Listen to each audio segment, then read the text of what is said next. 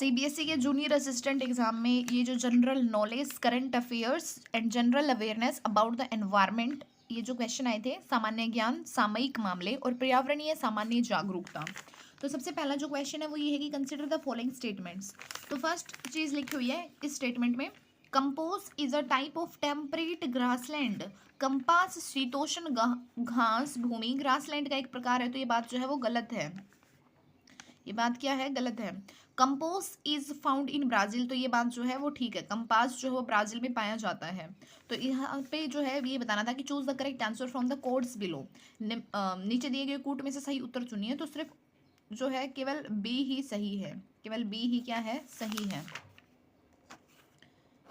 उसके बाद जो अगला सवाल है वो ये है कि among the following tennis players who was inducted into tennis hall of fame under the player category इन 2024। तो इसका आंसर हो जाएगा लिएंडर पायस।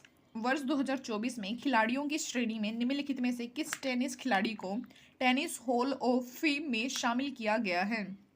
लिएंडर पेस को किया गया है। अगला सवाल है, world's first successful vaccine was created for which disease. विश्व का पहला सफल टीका निम्नलिखित में से किस रोग के लिए बनाया गया था? तो बनाया गया था स्मॉल पॉक्स, चेचक के लिए। Who was the winner of Wimbledon 2024 men's singles final. तो कौन था? तो ये था कार्लोस अल्काराज। विम्बलडन 2024 पुरुष एकल के विजेता निम्नलिखित में से कौन थे? तो वो थे कार्लोस अल्काराज। कौन थे? Carlos Alcaraz. उसके बाद जो अगला सवाल है वो ये है, the fifth general election in India was held in 1971। जो पांचवा जनरल इलेक्शन हुआ था वो 1971 में हुआ था। When was the sixth general election held. तो जो है सिक्स्थ जनरल इलेक्शन जो है वो कब हुआ था? तो वो कब हुआ था? तो वो हुआ था 1977 में, 1977 में। भारत में पांचवा आम चुनाव वर्ष 1971 में हुआ था। छठा आम चुनाव जो है किस साल हुआ था? तो वो हुआ था 1977 में, 1977 में। Which of the following statements are correct. यहाँ पे बताना है कि कौन सा स्टेटमेंट जो है वो ठीक है। तो यहाँ पे जो है Deendayal Upadhyaya was associated with the concept of integral humanism, तो ये बात जो है ठीक है। C Rajagopalachari had served as the chief minister of Madras state, तो ये बात जो है वो ठीक है। लेकिन जो अगली बात लिखी हुई है कि Shyama Prasad Mukherjee was one of the founder members of the Swatantra party, तो ये बात जो है वो गलत है। यहाँ पे जो है सही ऑप्शन ही छांटने थे। निम्नलिखित में से जो है कौन से कथन जो है वो सही है?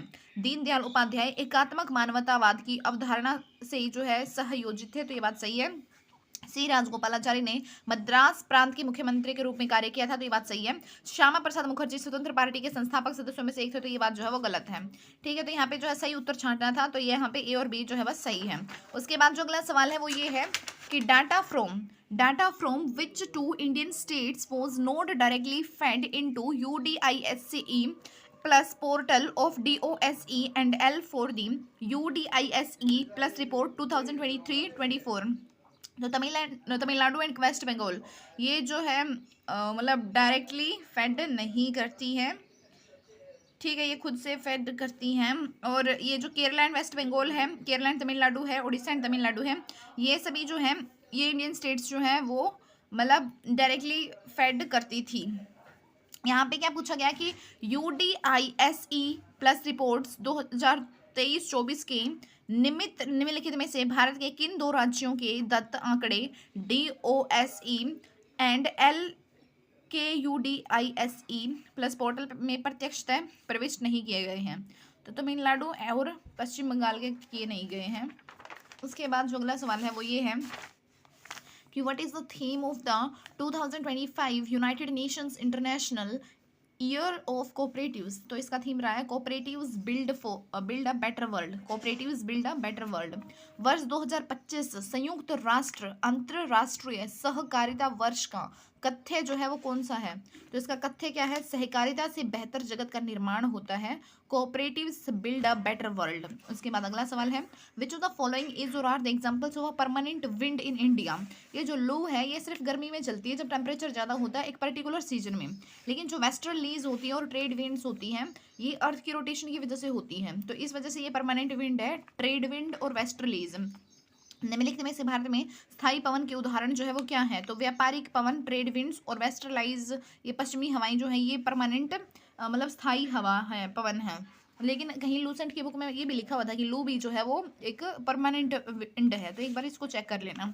उसके बाद जो अगला सवाल है वो क्या है, which country elected the world's first women prime minister in the 20th century, तो इसका आंसर है श्रीलंका। इसका आंसर क्या है, श्रीलंका।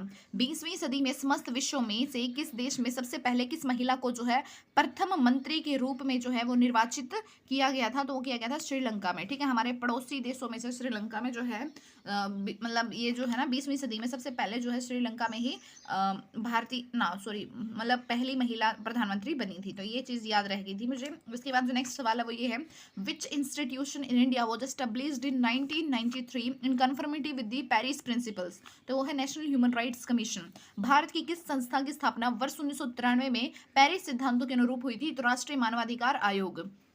ये ह्यूमन राइट्स के बारे में जो हमने बहुत पढ़ा था पॉलिटिकल साइंस में, तो इस वजह से ये याद रह गया था। ठीक है, तो भारतीय की संस्था की स्थापना वर्ष 1993 में पेरिस सिद्धांतों के रूप में हुई थी, तो राष्ट्रीय मानवाधिकार आयोग। उसके बाद जो अगला सवाल पूछा गया है वो ये है कि इन January 2025 the NITI Aayog published the inaugural issue of the physical health index report which is the top ranking state as per the latest figures provided for the financial year 2023 according to the report, तो इसका answer रहेगा ओडिशा। जनवरी 2025 में नीति आयोग ने पहला राजकोषीय स्वास्थ्य सूचकांक report physical health index report प्रकाशित किया। इस रिपोर्ट के अनुसार वित्तीय वर्ष 2023 के प्रदत्त अद्यतन आंकड़ों के आधार पर बताएं कि भारत का कौन सा राज्य जो है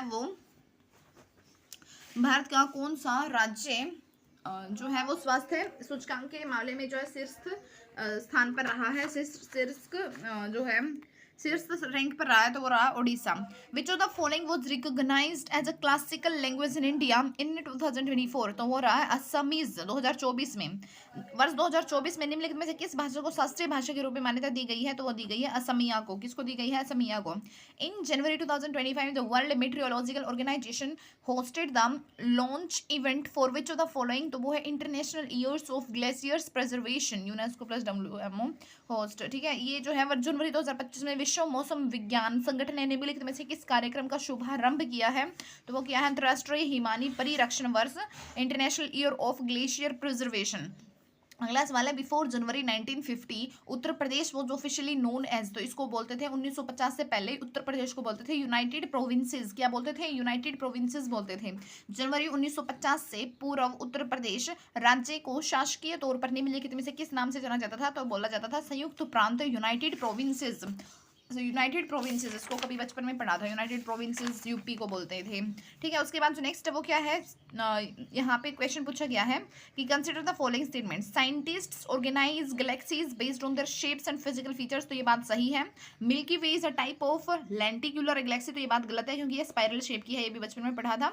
तो इसमें जो है करेक्ट सीक्वेंस बताना था, करेक्ट आंसर बताना था, तो सिर्फ ए ही सही है। इधर क्वेश्चन पूछा गया कि वैज्ञानिक आकार और भौतिक विशेषताओं के आधार पर आकाशगंगा को विन्यासित करते हैं, तो ये सही है। मिल्की वे लेंस नुमा आकाशगंगा का प्रारूप है, तो ये बात जो है वो गलत है। उसके बाद जो अगला सवाल है वो ये है, Who among the following is the author of मैं जब तक आई बाहर, a poetry collection in Hindi language which was awarded साहित्य अकादमी अवार्ड 2024 in हिंदी लैंग्वेज, तो ये है गगन हिल। हिंदी भाषा में वर्ष 2024 में साहित्य अकादमी पुरस्कार से सम्मानित हिंदी भाषा के पद्य संग्रह मैं जब तक आई बाहर की लेखिका या फिर लेखक निम्नलिखित में से कौन है, तो वो कौन है, गगन गिल है, गगन गिल है। उसके बाद which two Indian cities are the first ones to join the global list of wetland accredited cities under the Ramsar convention, तो वो है इंदौर एंड उदयपुर। रामसर अभी समय के अंतर्गत आर्द्र भूमि प्रत्यायित शहरों की वैश्विक सूची में पहली बार शामिल होने वाले भारत के 2 शहर जो है वो कौन से हैं, तो वो है इंदौर और उदयपुर। अगला सवाल है, which filmmaker was honoured with the Satyajit Ray lifetime achievement award at 55th international film festival of India, तो वो है फिलिप नॉयसे। भारत में आयोजित 55वां अंतर्राष्ट्रीय फिल्मोत्सव 2024 निम्नलिखित में से किस फिल्म निर्माता को सत्यजीत रे आजीवन उपलब्धि प्रकाश से सम्मानित किया गया, तो वो किया गया किसको, फिलिप नॉयसे को। अगला सवाल है, when was the constitution of India amended for the first time, तो 1951 में 1951 में अमेंडेड किया गया था पहली बार। उसके बाद जो अगला सवाल है वो ये है, among the following which was the cheapest currency in the world at the end of 2024, मतलब 2024 के अंत में जो है ईरानियन रियाल का जो है सबसे सस्ती मुद्रा रहा था। वर्ष 2024 के वर्षांत में विश्व की सबसे सस्ती मुद्रा निम्नलिखित में से क्या थी? ईरान की रियाल थी। UN framework convention on the climate change COP21 is also known as the Paris climate change conference, ठीक है, the Paris climate change conference के नाम से जाना जाता है इसको। जलवायु परिवर्तन संबंधी संयुक्त राष्ट्र फ्रेमवर्क अभी समय COP21 को निम्नलिखित में से किस नाम से भी जाना जाता है? पेरिस जलवायु परिवर्तन सम्मेलन। उसके बाद जो अगला सवाल है वो ये है, the reserve bank of India has served as the central bank for which of the following countries in the past. तो पाकिस्तान के लिए भी इसने थोड़ा बहुत काम करा था पहले, और म्यांमार बर्मा के लिए भी किया है, ठीक है, तो ये इसका सही उत्तर हो जाएगा। विगत वर्षों में भारतीय रिजर्व बैंक ने निम्नलिखित में से किस देश के केंद्रीय बैंक सेंट्रल बैंक के रूप में भी काम करा था? तो वो करा था म्यांमार बर्मा का। उसके बाद अगला सवाल है, which festival celebrated in Nagaland every year in the month of December is known as the festival of festivals. तो ये है हॉर्नबिल फेस्टिवल्स। कौन सा है ये? हॉर्नबिल फेस्टिवल्स है। प्रति वर्ष दिसंबर माह में नागालैंड में मनाए जाने वाले किस उत्सव को उत्सवों का उत्सव फेस्टिवल ऑफ फेस्टिवल्स की जो है संज्ञा दी जाती है? तो वो है hornbill festival. Among the following which country has assumed the presidency of G20 group of countries for the period December 2024 to November 2025। तो यह है साउथ अफ्रीका। क्या है ये? साउथ अफ्रीका है। निम्नलिखित में से किस देश को दिसंबर 2024 से नवंबर 2025 तक की समयावधि के लिए G20 देशों की अध्यक्षता प्राप्त हुई है? तो इसका सही उत्तर क्या हो जाएगा? दक्षिणी अफ्रीका। क्या हो जाएगा? दक्षिण अफ्रीका। अगला सवाल जो है वो ये है, the mound burial system of the Ahom dynasty from Assam which was inscribed on the UNESCO world heritage list in 2024 is called as Moidams. इसको क्या बोलते हैं? मोइडम बोलते हैं। असम के अहोम वंश की टिब्बा दफन प्रणाली माउंट बरियल सिस्टम, जिसे वर्ष 2024 में यूनेस्को की वैश्विक धरोहर को की सूची में उत्कीर्णित किया गया है, ये कहलाती है क्या? मोइडम कहलाती है। क्या कहलाती है ये? मोइडम, ठीक है, मोइडम्स कहलाती है। उसके बाद जो अगला सवाल है वो ये है, the central institute of educational technology is a constituent unit of national council of education research and training NCERT। ये स्कूल एजुकेशन का क्वेश्चन है। केंद्रीय शैक्षणिक प्रौद्योगिकी संस्थान निम्नलिखित में से किसकी अंगीभूत इकाई है? तो वो है राष्ट्रीय शैक्षणिक अनुसंधान और प्रशिक्षण परिषद NCERT की।